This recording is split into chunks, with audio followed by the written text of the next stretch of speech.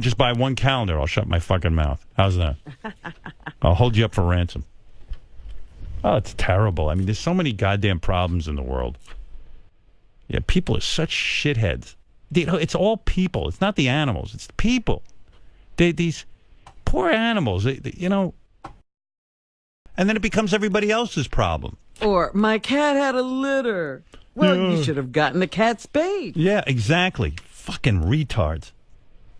That's just so annoying. So you got to step in once in a while. What can I tell you? It's annoying. I know. I mean, all the problems in the world could be solved. Just make me you can't make me president. You got to make me king. And I'm going to have to do some... Well, then some heads are going to roll. Oh, trust me. Every asshole would be... Their heads would be on the floor. You would have such a pleasant life. Trust me. Just behave yourself and you won't be in trouble with the king. Yeah, Don. Hey, I grew up here in Daytona Beach and across the street from the Langs, and I was best friends with George. I met Artie. And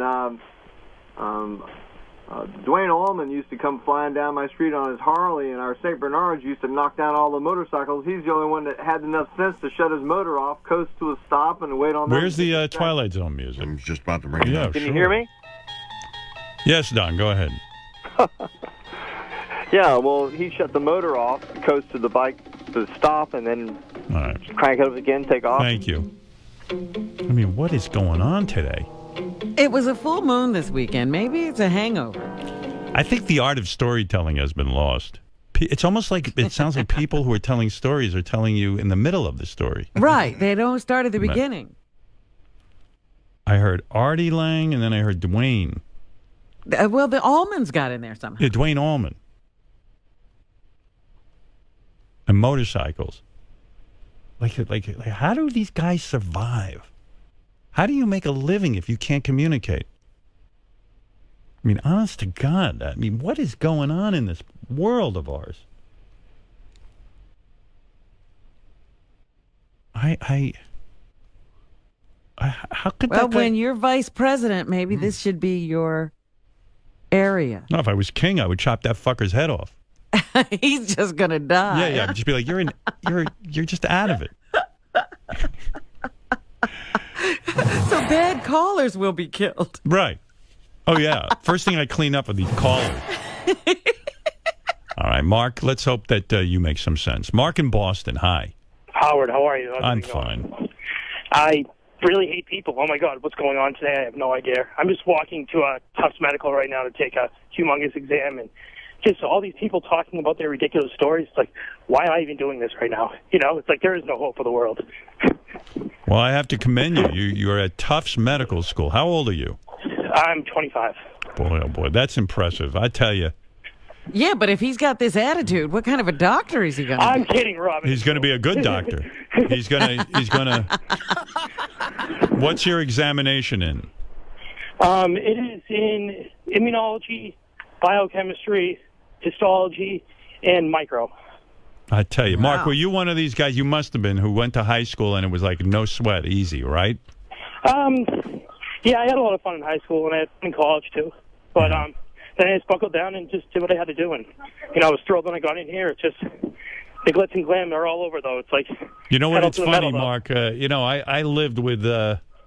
Dr. Lou. Right? Dr. Lou, who was a 6-year med student at Boston University, and I lived with about 5 other guys who were in that program. You should have seen this apartment. We were all crammed in. How could you feel comfortable there? Comfortable? When your dad gives you $100 a month, that's it. You know, I didn't have time for a job, so I lived on whatever he would be willing to give me, and I thank him for that. But I got to tell you, you know, these guys, it was very interesting. You know, in high school... The work was like on the level of like to them it was nothing, and then even in college a lot of these guys would be it's easy, but then they get in med school, some of them, and for the first time they have some stress because you know the work is a little bit more difficult. But my transition was not easy at all. It was not. It was because you know I was used to pulling an all-nighter if I had to, and when there's 4 courses, you know, with ultimately like 40 lectures for all 4 courses combined, you just can't do that. You can't. I got to say, there was a couple of guys I lived with, Lou included. These fucking guys barely opened the book. It just was that easy for them, and I was so Some envious. people have it. Oh my God, I was so envious. There was this guy Todd. He was training to be a doctor too. The guy never opened a book. He built bridges out of toothpicks. I mean, he built like the bridge over the River Kwai in toothpicks, and I'm like, don't you have an exam tomorrow? He goes, yeah. He goes, it's not that tough. I mean, it was like nothing for them. Medical school. And I'm so envious of that kind of intellect. I mean, to have that kind of comprehension and to be able to absorb information that quickly, it's just mind-blowing. That's what's being Superman. Do you think that with your neuroses, your neurotic nature, that it would have been better to be smarter or worse? Better. You think you'd be less neurotic? Of course, I'd understand things better. I'm neurotic because I don't know what's going on. Well, you'd be your neuroses or something. You'd be neurotic about school, and you wouldn't have to. Nothing else would really be on your mind.